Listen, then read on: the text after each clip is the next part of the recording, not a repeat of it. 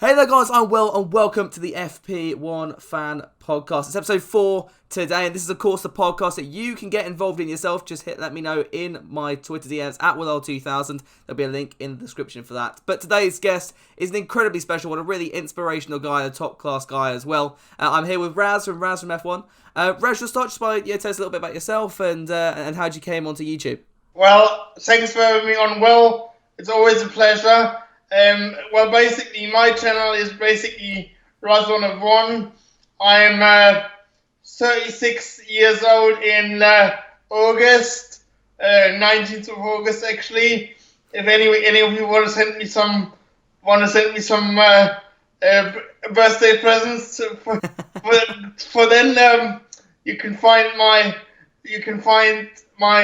address on my translation company websites, but joking aside, it's a pleasure to be on the Will, and basically my channel, I've created my channel on the 20th of March 2016, basically because I stopped speaking for about 3 days because of an anxiety attack, because some not very nice person on the phone decided to tell me while I was having a labyrinthitis.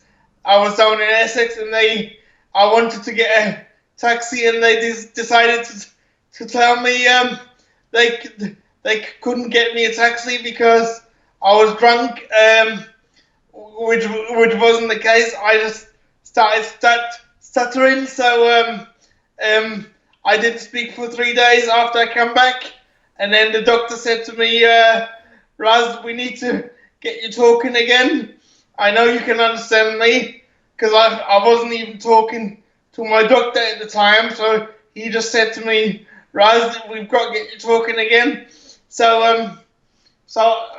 I want you to get a camera, put yourself in front of it, and talk about Formula One. So I went back home, got myself a camera, started talking again, started talking about Formula One, and then I thought, you know what, I'm going to put it on YouTube. And the first sort of few videos was poor quality, but now I got some equipment like my microphone and my editing software, and the channel is really picking up, and I'm also doing a lot of collaborations, which I'm really grateful for. So cheers for that. So if you want to check out my channel, I'm sure Will is gonna leave a link in the description, and so cheers for having me on, Will, anyway. Yeah, and like Raz said, his link will be down in the description below. A really fantastic channel, someone who's very knowledgeable about Formula One as well. So yeah, make sure you check him out and give him a subscribe as well. I appeared on Raz's channel, it was about a week ago now, wasn't it? As we were discussing the Williams situation, had a really good chat on there. So if you need something to do, give that a listen. It's a very good video, if I do say so myself. Yeah. Now, we're here today to talk about the 2020 season. Now, we're recording this a little bit in advance, but as we record this, it's exactly 1 month before the start of the 2020 season in Austria on July 5th. It's going to be an incredibly exciting weekend.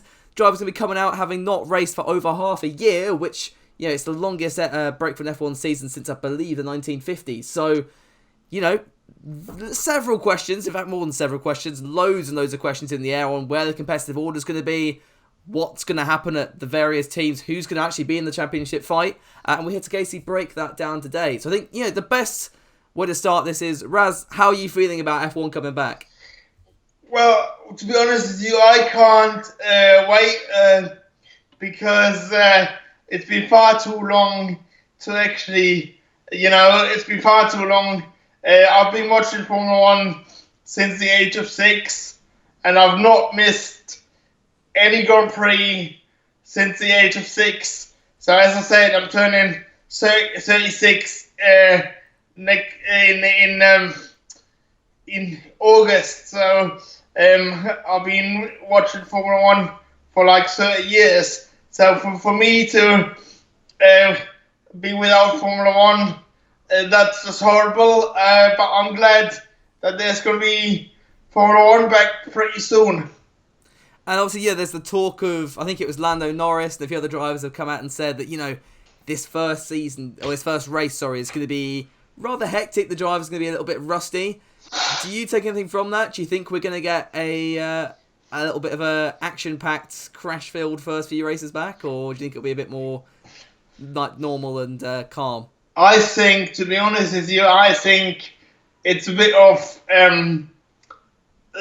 bigging it up the first race.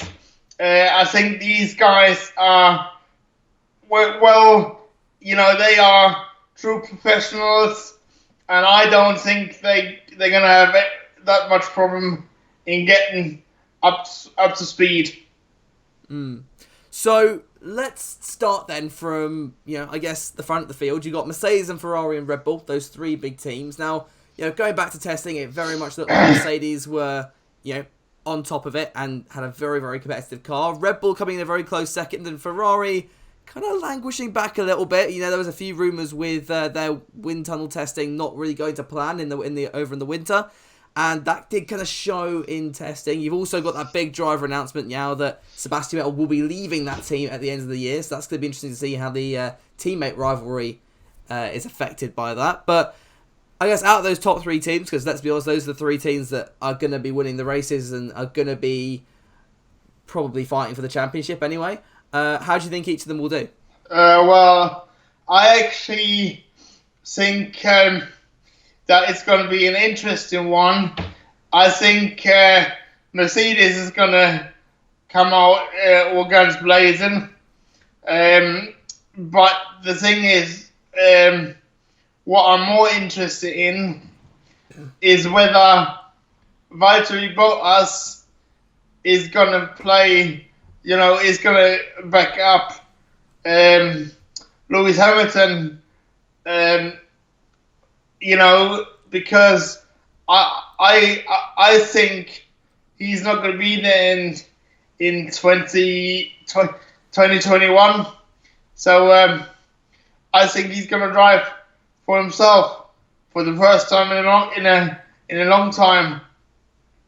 I think you're right. Bottas, that's a very good point. And there was a rumour going back, I think a couple of weeks ago, it was kind of spreading that Wolff wasn't even interested in starting negotiations with Valtteri. How much I read into that, I'm not 100% sure. But, it's no secret that you've got drivers like George Russell that are now nearing the point where they can step up to a top team, and they've matured in Formula One now. Don't forget that, Lando Norris is also under Mercedes management, at least in some small regard. So if he really has a standout season, then I wouldn't be surprised to see him jump ship, maybe in 2021 or 2022. And there are some other drivers in it coming up the grid as well, and several drivers that would want a shot at that Mercedes seat. Bottas is a bit of a weird one, at least for me, because either he can really play that wingman, which I don't think he wants to do, but might guarantee him a seat next year, or he could go out all guns blazing and try, like he said, to race for himself and prove that, he deserves to be in that team and he has the qualities to be in that team. If he's not a firm one of each, then he's going to be out, in my opinion. I think he's got to demonstrate that he's going to be either one of those roles, because if he's not, then, I hate to say it, he could be stuck looking for a drive elsewhere.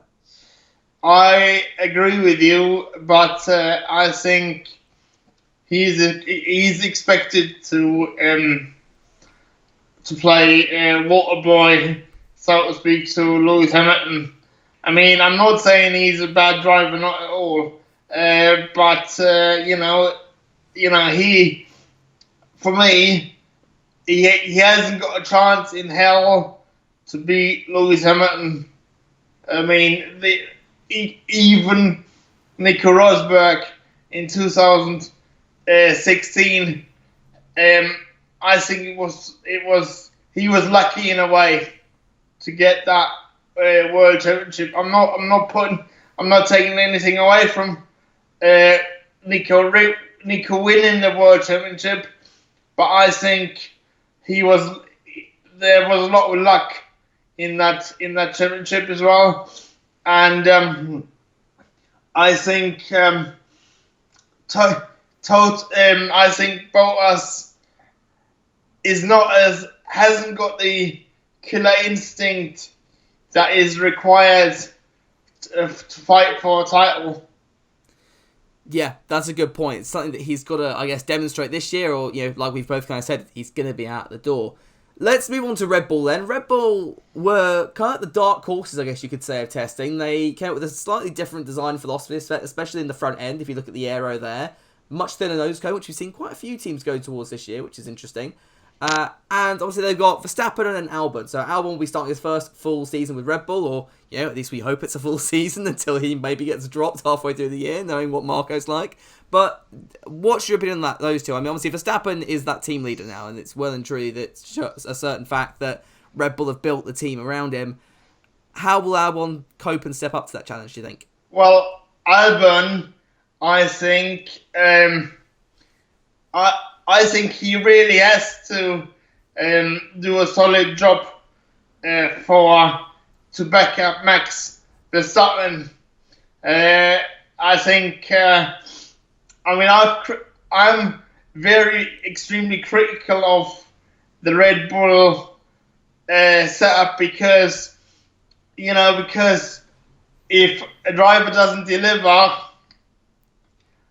or isn't performing even race by race, there's a high chance that he could be replaced within even a season. The reason why I'm saying that is because we seen that with Kvyat. They got rid of him. Back in 2016, I think it was. Yeah. But they didn't even take into consideration that. I think James Button mentioned it as well. That the weekend before, he actually got a third place. So I think if Albon doesn't perform and at least gets second places when Verstappen is leading, I think his Red Bull future might be under threat as well. Yeah, and I think what a lot of people really think back on Kvyat is they see the incidents, they see that qualifying crash in Suzuka 2015, they see obviously that big incident with Sebastian Vettel that supposedly was the reason that got him kicked out of Red Bull. In reality, let's be honest, it was because Max Verstappen was very much waiting in the wings and could very easily have been snapped up by a Ferrari or a Mercedes had, say, Red Bull kept Kvyat. And from that point of view, I can see why they did it. Should they have done Kvyat as dirty as they did? Definitely not. I think that was completely unfair and really not fair on Kvyat, because he's a very good driver, and I kind of hope he maybe moves out of that Red Bull family at the end of this year and can hopefully secure a seat in somewhere like a Haas or maybe even a Renault, something like that, or an Aston Martin, even though they've said today that they're going to try and keep their driver lineup constant. I just kind of want to see Kvyat in a different team where he can really thrive and show off the skills that he's got. But you make a good point about Albon. I think if he can be that backup, he should be safe, because that's really what they need for Max Verstappen right now. They don't want to have someone who will cause a rift in that team, because they've got to try and keep Max as happy as possible, because he is going to be their best chance of getting a world championship in the near future. Ferrari then is the last team in that top three, and this is where I think the most juicy drama and gossip of the season is going to take place, because obviously you've got, as I said earlier, Vettel leaving at the end of the year. Yeah. And that's not necessarily his fault either, or it's not really his, maybe not his fault, but it's not his choice to leave or stay on. The Ferrari basically made that for him. Do you think, how do you think that's going to affect the dynamic between those two this year, him and Leclerc? Well, I mentioned this to you. I don't know whether you follow the German media, but I guess not. But I was I was watching a video on YouTube made by one of the big sports Formula One websites, motorsport websites, this morning, and they were interviewing a very well-known journalist, and they said that, and he said apparently that deal with Carlos Sainz was already done months ago. I did hear about that. Because there was no way that they could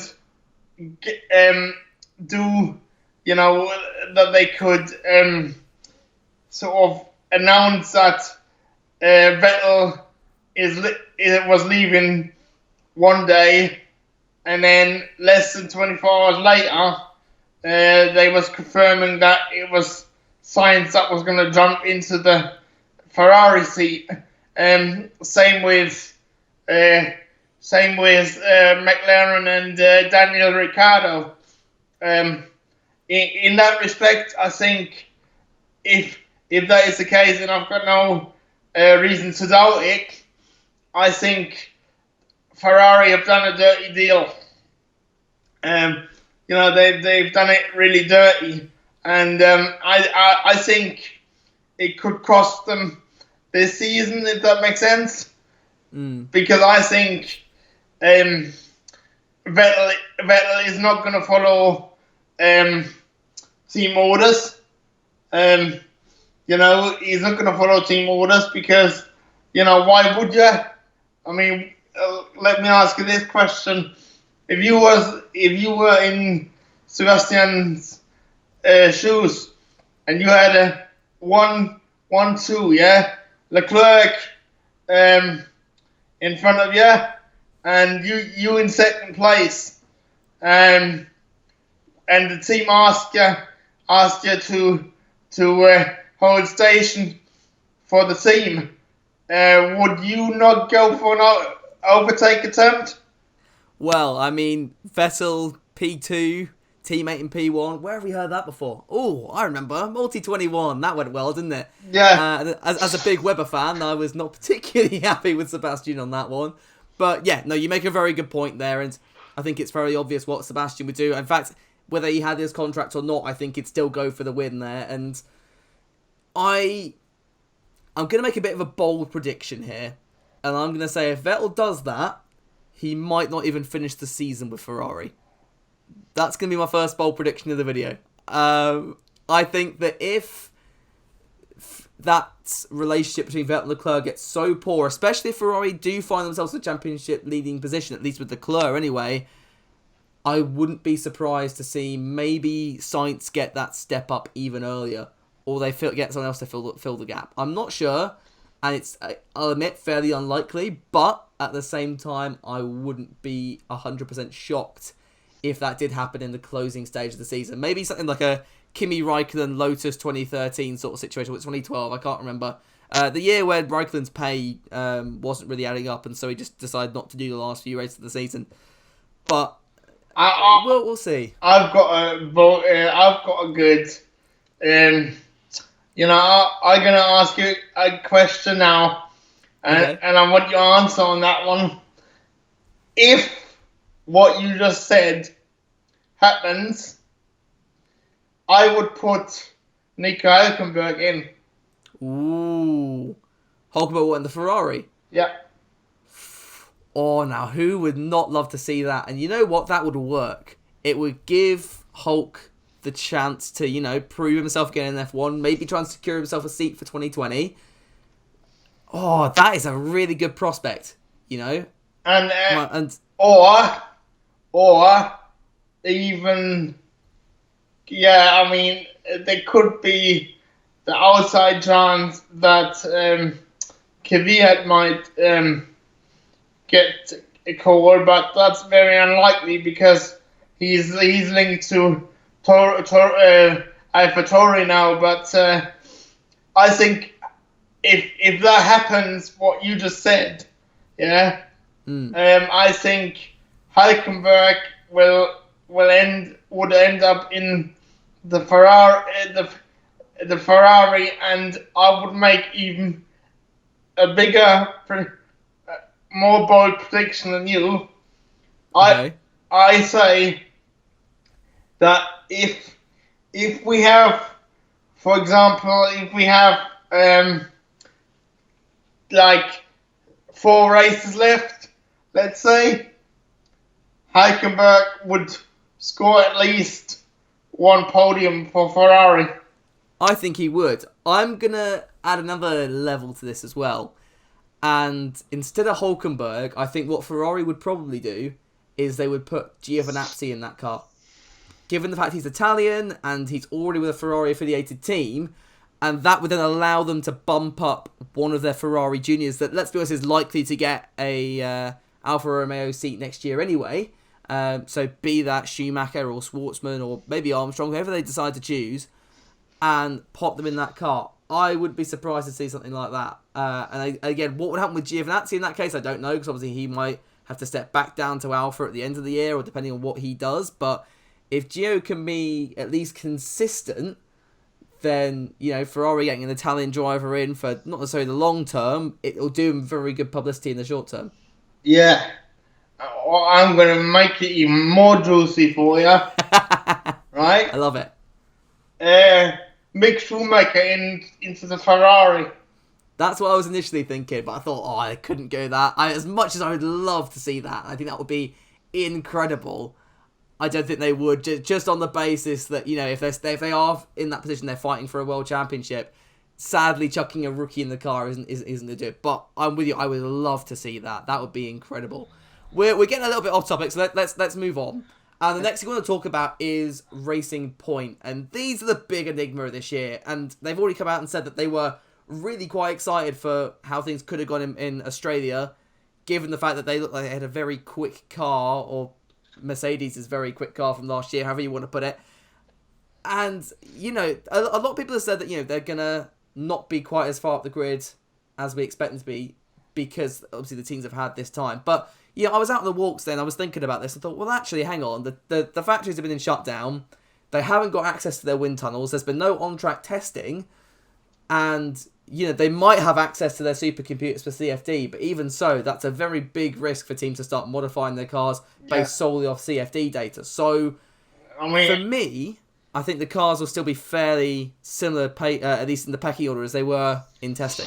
The only caveat I would put on it, right, which I've read today, is that apparently Mercedes and Ferrari have done a private test. Okay. Today. And if that is the case, although they, you know, obviously it was an older Ferrari and subsequently an older Mercedes. That's why I don't think the drivers will be as rusty as everyone expects them to be. Okay, that would be interesting. And I think I did hear about the Mercedes one. I didn't know about the Ferrari one, but that's a good point. It'll be interesting to see, you know, whether that does anything. Where do you think Racing Point will end up though in the pecking order this year? Because it is an interesting one all the same. You know what? I'm going to be bold and say we love a bold prediction. Third. Ooh, ahead of who though? Red Bull. Oh, right, that I did not see coming. Right, I would have said ahead of Ferrari, but okay, why ahead of Red Bull? Because I think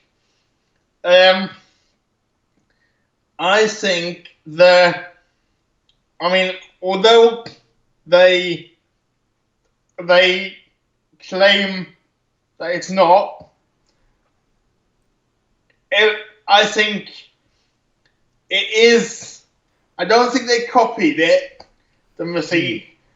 I'm not accusing them of copying it, but I do think they've got some clever people there, to have like looked at the Mercedes and actually said, you know what? Because and actually come up with as close to a Mercedes as they legally can get away with. And I think they are the dark horses. Interesting. Very interesting. Let's talk about two more midfield teams then. And I guess, where there's going to be a big rivalry this year, McLaren and Renault. Now, go back to testing, and Renault supposedly set the third fastest time of any team, but do I buy into that? No, not particularly. It's testing, and I think that's going to be one of the big testing times. I mean, over the last few years, Renault have never really stood out as a testing team, especially last year. I was a little bit worried, and that worry was obviously proved right, because I said, well, they've not really done anything special in testing this year, and they didn't really have the best car last year either. Now, Renault this year, they want to try and get back to fourth, and that's going to be their goal, I think. But obviously, they've got Racing Point to contest with, and now McLaren. Where do you think those two teams will line up then? I mean, as much as Renault, I think they're in dream world. I think the problem with Renault is they have always claimed, they've always talked the talk before the season. Yeah. But never actually walked the walk. That's a good point. Apart from maybe 2017. Was it 2018. I meant 2019 before, but 2018, sorry, was the 1 year where they maybe did do what they wanted to do and get fourth, but... No, but the point is, I mean, I did a video yesterday with the Formula One club with Joe. I don't know whether you've seen his channel before, but I did a collaboration with him yesterday and uploaded it this morning. If you haven't already, you can check that out. And we talked about who is going to get the Renault seat. And I mean,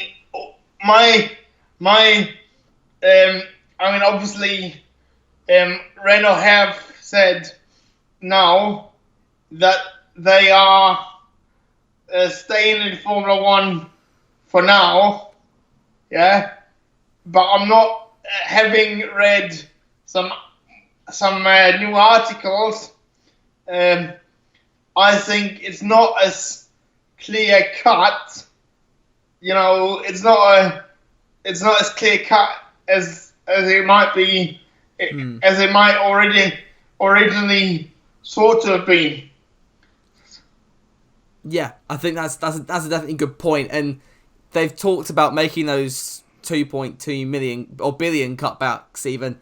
I think I said in your video the other week that, I'm not going to believe that Renault are definitely in F1 until they've signed that Concord agreement. And even then, they could still back out of it. So, for me, I'm not 100% convinced. I think that, their statement saying that they will be is definitely a good sign and a good step forward. But I just don't know for certain yet. And I think this year it's going to ride quite heavily upon it. Obviously, they're losing Danny Rick to McLaren. Yeah. So, they are going to want to beat McLaren more than ever this year and next year.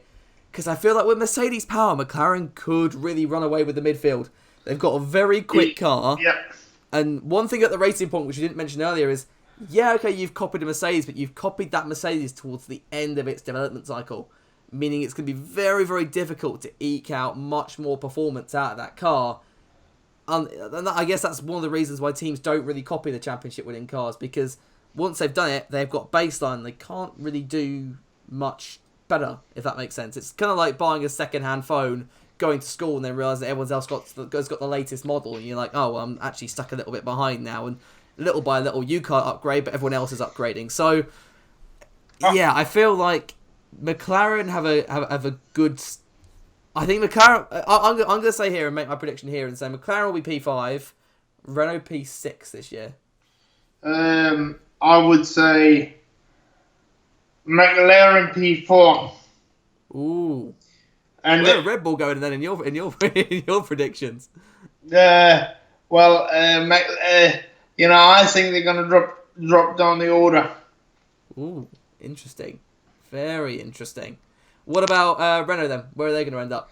They're gonna end up like, they're gonna end up like P6 or something. That would make sense. I feel like that's where I kind of see him, and I hate to say that because I like Renault, I really do. I'm a Danny Rick fan, but I'm just a bit worried. Here's something for you. Go on.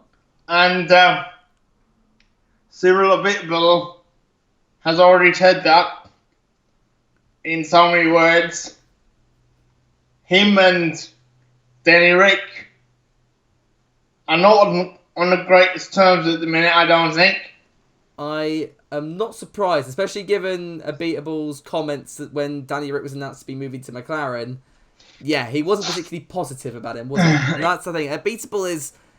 I was on a podcast with Josh Revel, and he referred to him as a potato, and I fully stand by that. I think he's made some silly mistakes in the running of that Renault team, and arguably I think they could just do with a fresh face to take control of it. I think that's what the team needs at the moment. But I think, and the same goes for McLaren actually, but I don't think it's going to be as bad at McLaren because, I'm just going to tell you what I think it's going to happen. I think that McLaren and Renault will not give the full support to Carlos Sainz and Daniel Ricciardo, respectively, because I think that because they're moving to a rival team. Having said that, I can see McLaren putting their all behind Carlos Sainz because he's done it. He's actually asked Zach Brown and Andreas Seidel for permission to actually go and speak to Ferrari before he actually opened the contract negotiations.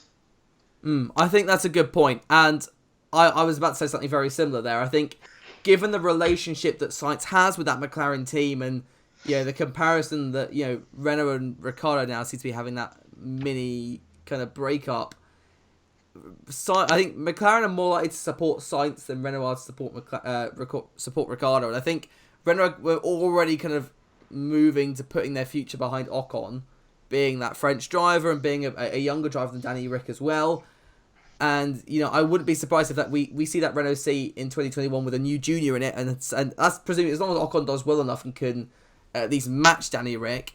I think Ocon will obviously be the lead driver in that team with someone like a Lundgaard or a Zhou maybe backing that guy up. And if he's not, then that's where I think Alonso or Vettel could come in for a couple of years and act as a stopgap for a while. But let's move on then. The next two teams I kind of want to talk about are Toro Rosso and, or I should say, the AlphaTauri and the other Alfa Romeo. So these guys, they've always could have been the quiet ones in the midfield, I think it's fair to say. They've kind of been sort of on the lower end sometimes. Then again, Toro Rosso had 2 podiums last year, so maybe not. But where do you think these guys end up? What do you think their seasons will be like? Obviously, Alfa Romeo, it's their most likely their last season with Kimi in the car.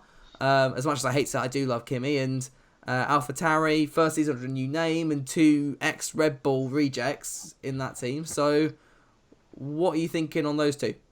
Well, first of all, start with Alfa Romeo. I think it won't be Kimi's last season. Okay. Because he just loves his racing. And and he hates talking to the media. You can't get anything out of him. I don't know whether you saw I don't know whether you saw the piece that Channel 4 did with him a couple of years ago, where Lee Mackenzie wanted to do an interview with him, and I don't know whether he wasn't in the mood or something, or you know, and it nearly didn't happen because like Kimmy wasn't in the mood or something, or she said something, I don't know, but he clearly doesn't like talking to the media. But for some reason, I think it's not his last. It's not his final season in Formula 1. I think he could go on another 3 years. Ooh, I would love to see that. I wish I could share the opinion of another 3 years. I could see him maybe doing one more year, but I think it's going to get to the point now where either Ferrari or Alfa are going to want to put their young guns up, and they haven't really got a proper reason to get rid of Gio yet. Even though I don't really think he's anything to shout about in F1, he's not. He kind of picked up his season last year. If he can carry that momentum forward, I can't see any reason to drop him. Then again, it's Ferrari's choice. Ferrari might say, you know what, Gio, you've had your time, you've not been special. That's because Gio is not a future world champion in the making. They might decide, you know what, we've got to start pushing up drivers like Schumacher or Schwartzman. Yeah, I mean, I said, I didn't say Kimi could carry on in Formula 1 now, did I? That's true. That's very true. I said could carry on for another 3 years, because he just loved the racing. In terms of Gio, I think, and I made a video about it on my channel. This was prior to the new microphone, prior to the new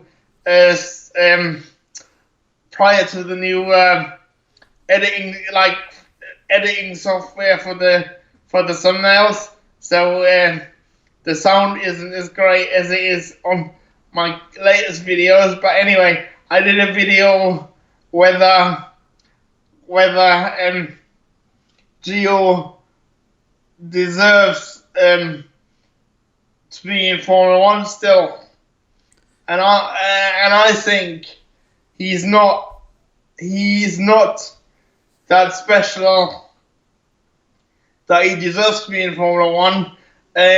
Having said that, the only reason why I think he's still in Formula 1 is because of what he did in Singapore last year. I think, what was that, when he was leading the race? Is that what you mean? Yeah. Yeah, that's a very good point. I think Gio made too many mistakes his rookie year. You know, especially I think Spa was when it really kind of came to a head, and I think he nearly lost his drive for 2020 when he binned it in the final lap. And I don't know. I think Gio is going to be a stopgap driver for Alfa. As soon as someone new comes along, they'll push him aside.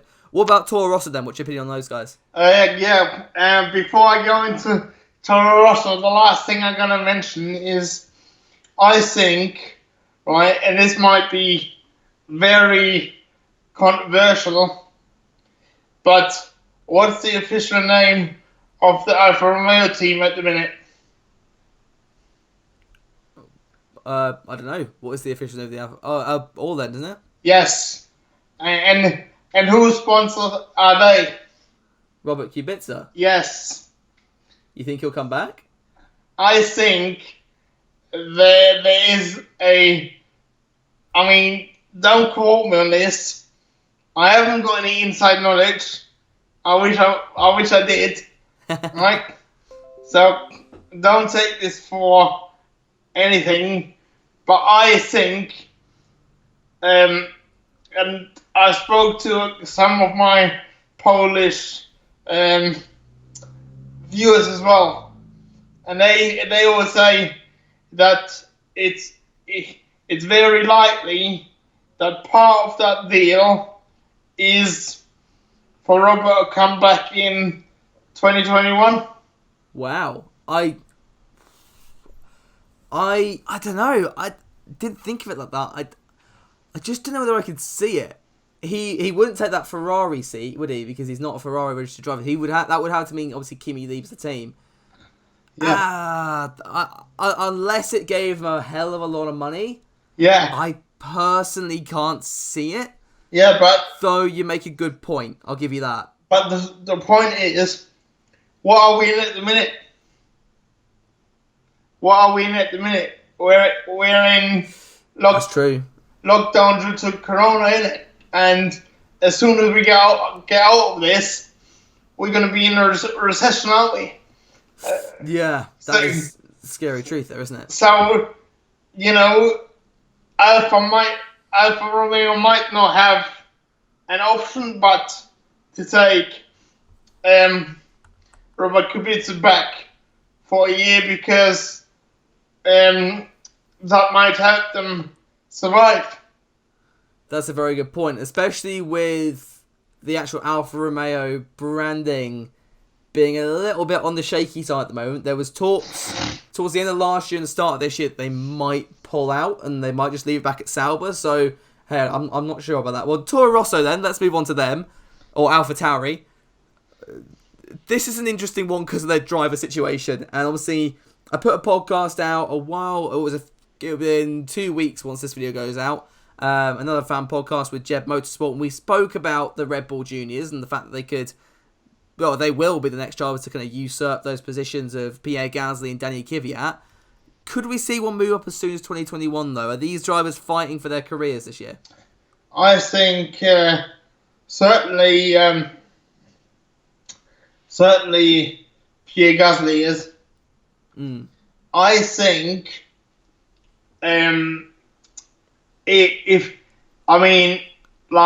I can see Kvyat always being able to get in a test role at Ferrari. That I can see, actually. That's a good point. And I think if Kvyat is booted out of that team and can't get a seat, which would be really sad. I am a big fan of Kvyat, but yeah, that's a very good point. And Gaz, again, you make a good point. I think he's perhaps the more safe of the two, given the fact he was dropped the latest. But I just don't know. I think if either of them have a poor or even mediocre season, it's going to be difficult for them to keep their seats.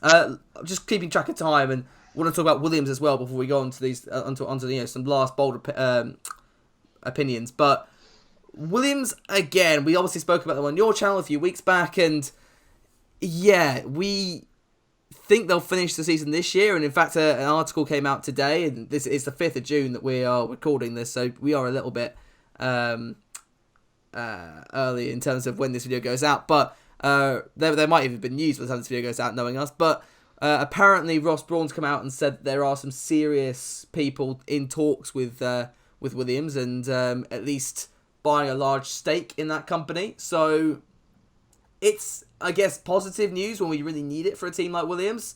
How do you think their 2020 prospects are going to go? In my opinion, I think it could be very much a Force India of 2018, where they can't even modify their car. They might start off at the tail end of the midfield and maybe competitive with those guys, maybe Haas, but I think, as you go through the season, they're just not going to evolve at the same rate. And I guess Haas could be in a similar position, actually. We've not spoken about them, so let's cover those two together. Haas and Williams, what do you think? Well, what I close sort of affinity I've got with Williams, and I'm not going to go on about it on this video, but if you want to watch the one that me and Will did on my channel, I explain it a bit more. But the the one thing about Williams is Claire Williams has said that for this season they are absolutely safe. That's good. I.e., the funding is absolutely no doubt. The other good news I think that have come out is that Total Wolf supposedly bought back his 10% that he originally sold. Okay. That's interesting. I didn't know that. So, again, nothing is concrete, so don't quote me on it, but that is according to some German media. But to be honest, I think when we did the video, I was feeling a bit bleak about Williams's prospects, because I think the sale of the team, that would be a disaster. Right, for reasons we've discussed in our previous video, and I think you should put a link in the. Oh, I will do. In the I button, but in terms of, if there are serious investors that want to buy into the team, but not actually buy the team outright, I would be happy with that. Because it would mean potentially that Claire and her father would still be in charge. Maybe not in charge, but maybe sort of have a bit to say. Yeah, they'd still be on the board. They'd still have some level of power, which I think the team needs.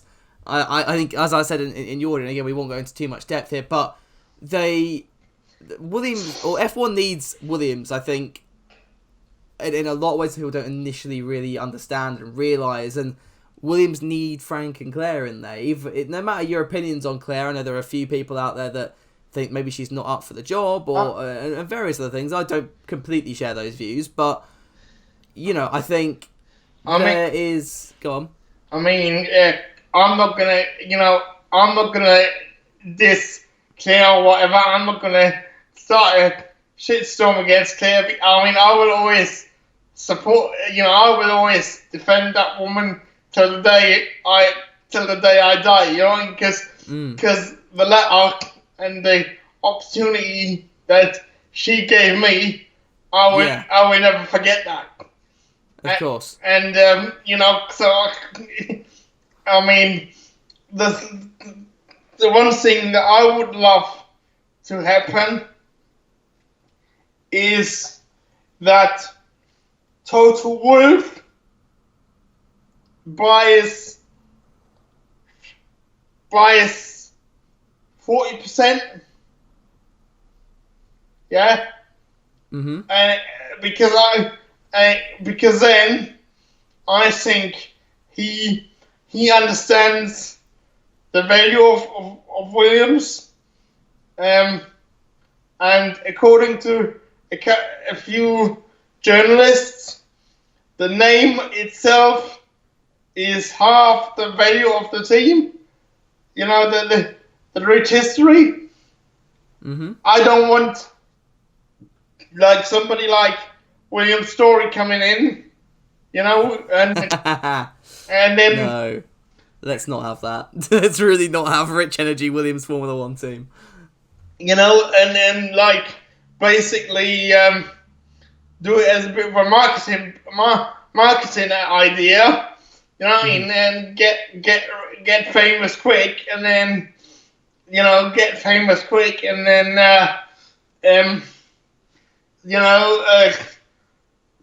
leave Williams in the doodah sort of thing. Yeah, similar to what they've done with Haas. And I think let's finish on talking with Haas because I think that's quite a good link with Rich Energy. Also, they lost that Rich Energy sponsorship. Arguably, they need to do that. Could the one question I want to ask you with Haas is, could this be their last season in Formula One? Well, potentially, it could be anybody's. That's true. Last season in Formula One, I'm sick and tired of talking about coronaviruses.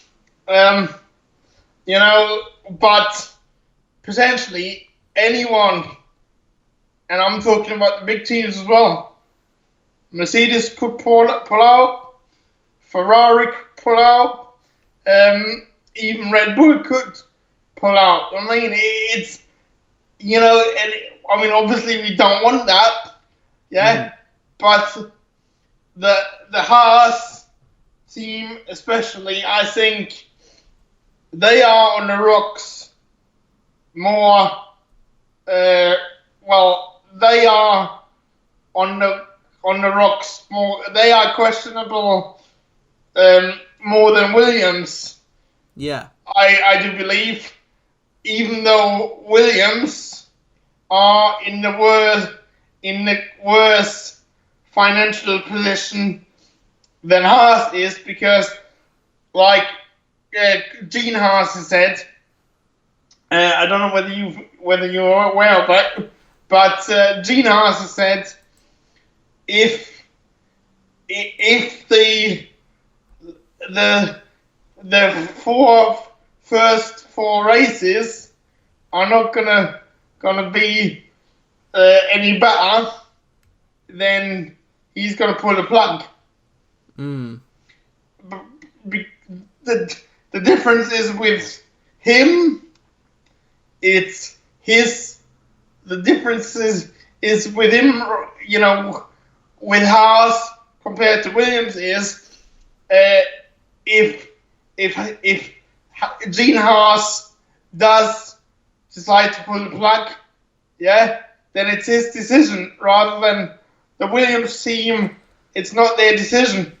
Yeah, I get you on that one. It's a scary time, I think, for Formula One, and fingers crossed those first four races can be good for the team. I think that comment might have been made before the COVID stuff, so hopefully they take that more into account. But we're just gonna have to wait to see on that one. I kind of want to finish the video then with a bold prediction from each of us. I know you made one earlier, but I want to try and think of another one. I'll start to give you a little bit of time. I'm gonna say Sebastian Vettel is gonna win the World Championship this year, and then he'll retire from Formula One. That's my prediction. A bit out there, but hey. Can I ask you why? How you came to that conclusion? I think Vettel will drive for himself, and he will drive like a god this year. He wants to prove to Ferrari that it was the wrong thing to kick him out. And that means, firstly, in the first half of the season, he's going to be pushing and showing that he's still the top dog at Ferrari, and making sure any championship challenges ride around him and not Charles Leclerc. If he can do that, then he can at least maybe get the team to back him for a championship victory in the second half. Now, it's going to be very difficult. It's going to be very much like Raikkonen trying to fight Vettel to be top dog at Ferrari in their years together. But I think if he can get a few wins out the bat and Leclerc's maybe a little bit of bad luck, Ferrari might say, you know what, if it's a chance at a championship, we're going to take it. So that's my feeling on that one. And I've got another question for you. Go on. Regarding that, do you think if that was to happen, do you think they would still let him go? They'd have to now. They've signed the contracts with Carlos. I think if there's any spare slots out on the grid, to be fair, I think if he makes a good start to the season, it could be what makes Mercedes think, oh, hang on, maybe we could take him for a year. I don't know. I'd love to see that, but I just don't. I think it will take Vettel to be leading the championship at the midpoint of the season for Mercedes to come calling. That's my thoughts anyway. Yeah. Otherwise, he's gone. my prediction is, right, and I know I'm going to make a couple. I know you said one, but I'm going to make a couple. That's all right. Or, Be as good as you want. or three of them, actually. Wow, all right. I'm all ears. The first one is that Williams, they're going to have a massive investment. Okay. But they still going to stay in control. Mm-hmm. I'm going to say that McLaren will win a race. Woo-hoo. That I'd love to see. With McLaren will win a race, and I'm going to say which driver. Okay. Carlos Sainz. Thought you'd say that. Right. Okay. And I'm going to say also that Alex Albon is not going to finish the season in a Red Bull. In that case, my question for you with that is who will replace Albon in the Red Bull? I'm going to say Hulkenberg. Chuck it out there. You know what? I